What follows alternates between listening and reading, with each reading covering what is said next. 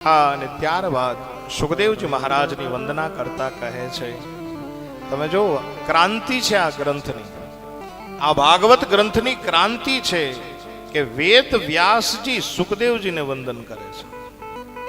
સુખદેવજી કોણ છે? તમે બધા ઘણી બધી કથા સાંભળી ચૂક્યા છો. સુખદેવજી કોણ છે? વેદ વ્યાસના દીકરા છે. હવે તમે મને જવાબ આપો કે કોઈ પિતા એના દીકરાની વંદના કરી શકે? હે, તમારે જવાબ તો આપવો પડશે. આવો આવો. અને ભાગવત કથામાં બહુ સરસ મજાની રીતે લખ્યું છે, અને એને હું ક્યારેક ક્યારેક હાસ્યાસ્પદ લેતો હોઉં કે ભાગવત કથાની અંદર જેને બેસવું એને હોગ્યા મોઢા લઈને ન બેસવું, આનંદથી બેસવું, મોજથી બેસવું. દિવેલ પી ગયેલા મોઢા હોય એમ નહીં. કથા પ્રસન્ન ચિત્ત સાંભળવાનો વિષય છે. કોઈ પણ બાપ એના દીકરાની વંદના ન કરી શકે. અરે વંદના શું, વખાણ પણ ન કરી શકે સાહેબ. કોઈ પણ બાપ એના દીકરાના વખાણ કરે, દીકરાની પ્રગતિ અટકી જાય. આ શાસ્ત્ર કહે છે. પણ ભાગવતની અંદર ઉલટી ઘટના ઘટી કે સુખદેવજી મહારાજની વંદના ભગવાન વેદ વ્યાસ કરે છે. આ ગ્રંથની ક્રાંતિ છે.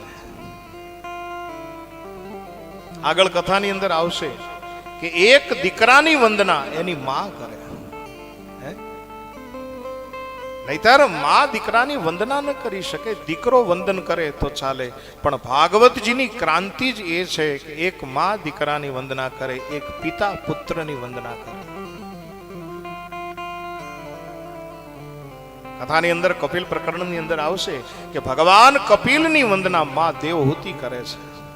હે અખિલ બ્રહ્માંડના નાથ, હું તને વંદન કરું છું. દીકરો છે.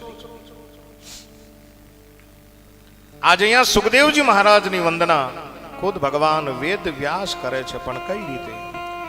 યમ પ્રવ્રજંતમ અનુપેતમ પેત કૃત્યમ દ્વેપાયનો વિરહ કાતરયા જુહાવ પુત્રેતિ તન્મયતયા તરવોભિનેદુ સ્તમ સર્વભૂત હૃદયમ મુનિમાનતોમિ.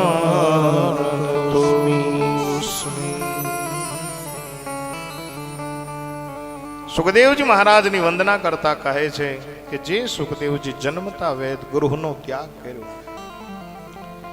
ઘરનો ત્યાગ કરી અને જતા રહ્યા, વ્યાસજીને પુત્રનો મોહ થયો, પાછળ ગયા. અને સુખદેવજી ન બોલ્યા, જાડવા દ્વારા સંબોધન કરાવી અને કહ્યું. જાડવાએ જવાબ આપ્યો સાહેબ. જાડવાએ કીધું કે અમારા ઉપર ફળ લાગે ને વ્યાસ. હે વ્યાસ મુનિ, હે ભગવાન, અમારા ઉપર પણ ફળ લાગે ત્યારે અમે પણ અમારા ફળને પાકે એટલે છોડી દઈએ છીએ.